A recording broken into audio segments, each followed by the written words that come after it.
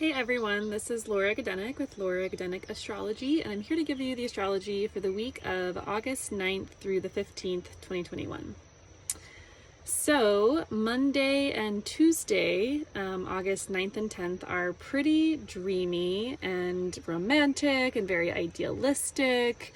On Monday, we have Venus opposing Neptune. So, Venus, of course, is the planet of love, relationships, beauty, pleasure, fun, joy, all the things that we love in life.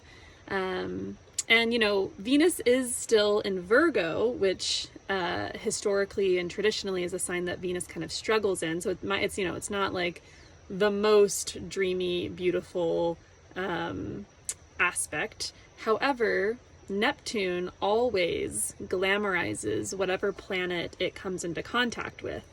So, Monday, and you're probably even feeling it today on Sunday the 8th, there's this kind of dreamy, romantic, maybe even like musical, lyrical feel to the day.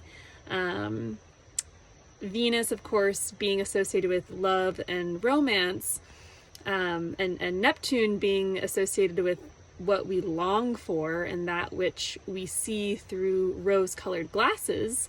There is the possibility of seeing someone through rose-colored glasses, feeling like maybe you're falling in love, or you're kind of in a dream with someone, or like maybe even like really yearning for connection with someone in particular, or in general, longing for connection or romantic relationship with someone, and maybe even experiencing that. It doesn't have to be like unrequited love necessarily, but just be mindful that whatever kind of like dreamy romantic feelings you're experiencing, or this maybe even a sense of oneness with another person, Neptune tends to dissolve all boundaries and kind of have this like sense of like boundless love. It's important to be mindful, especially because this is an opposition, that that you may be wearing some rose-colored glasses, or these feelings or the situation might not be very long lasting, and isn't necessarily to be trusted totally. Like, is it, like asking yourself, is this grounded in reality? May be helpful, although I don't want to squash the magic, because the magic is really beautiful, and but it's helpful to know that these aspects are short-lived, and that oppositions can basically indicate that it might not be necessarily a long-lasting thing if it's like relationship based. Of course, if it's like not relationship based, it could be music based, art based, creativity based, anything beautiful. Could be a good day to do some art, do some self-expression of some kind, or be creative and really tend to that which you want to make beautiful. It's a good day to do that, especially with Venus in Virgo, a very discerning sign that wants to clean spaces up, clean things up. Not necessarily Venus's most favorite thing to do, but in Virgo, that's kind of her role, is to help make things beautiful again, clean things back up. So, and then Tuesday on the 10th, we have Mercury in Leo opposing Jupiter in Aquarius. So this is like a very like big idea, confidence, big picture thinking, inspired day, feeling super inspired, or having a lot of self-assurance, optimism, enthusiasm, having healing conversations. There could be a big emphasis in like philosophy, talking about philosophy or religion or spirituality of some kind. And it's definitely a dreamy day and a time to dream. So this is why Monday and Tuesday are so dream focused and kind of vision, ideal focused, right? So it's a good time to entertain big ideas and really feel into what they would feel like, what they might be like if we could put them into place. There could be a tinge of arrogance on the 10th with this Mercury-Jupiter opposition. Jupiter tends to kind of make things larger than life and induce a sense of generosity, which is not necessarily a negative thing, but it can be like, you know, like overconfidence, like I can do anything, without really thinking about the plan that it takes to implement ideas and visions. So, you know, watch out for that. Thankfully, on the 11th, on Wednesday the 11th, Mercury heads into Virgo, into its own sign of Virgo, where Mercury does an excellent job planning, executing, analyzing, discerning, organizing, processing, sorting through the muck, sorting through what wants to stay, what needs to go, editing. And so, you know, this might be the time to kind of create a solid plan, step-by-step plan for how to maybe implement these visions or big ideas. Could be kind of a sense of disappointment, you know, with Monday and Tuesday being so ethereal. And then, you know, Wednesday comes along with Mercury and Virgo. It's kind of like reality check. Oh, we can't make that happen actually. Or, you know, I would think of it more like, oh, in order to make that happen, X, Y, and Z needs to happen first. You know, like how can we really put in supportive processes so that we can realize this vision. So Mercury in Virgo is going to be co-present with Mars and Venus. Venus is heading into Libra this week, later in the week, so it won't be co-present for very long, but Mercury will be co-present with Mars and will conjoin Mars later, I think like next week sometime. So there's kind of a cut to the words, to communication, being forthright, being direct, being super honest and clear cut. So yeah, communications could be overly harsh, so be careful about that, like that knife-like quality that Mars has that can be cutting or harsh, you know, and sometimes getting to the point can be tough. You know, like it can be helpful, but also like it's nice to kind of you know, ask like how are you doing before kind of getting straight to the point. So yeah, being careful with being overly harsh or intense.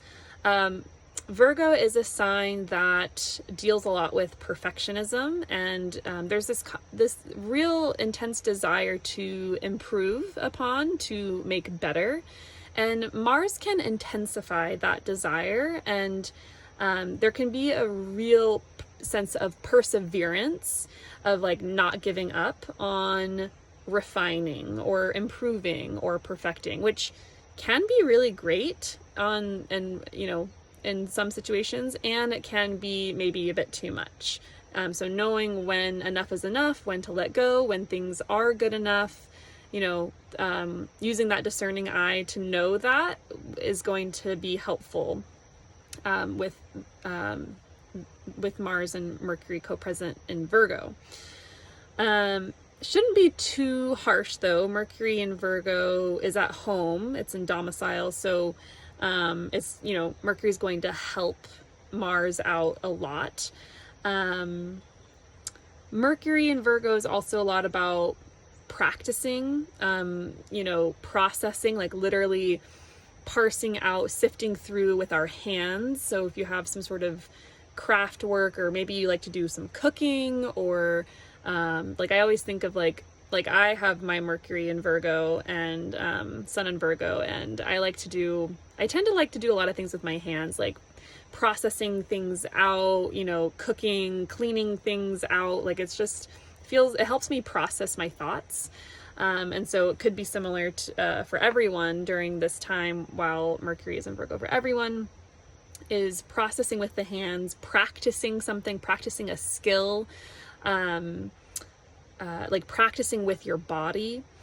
Communications could be easier during this time, or like just able to speak your mind more readily, or not speak your mind, but like get down to the nitty gritty of what you want to say. Really like finding the right words that express what's inside of you, what's alive inside of you. So that'll be helpful. On the same day, Wednesday the 11th, Venus makes a trine to Pluto.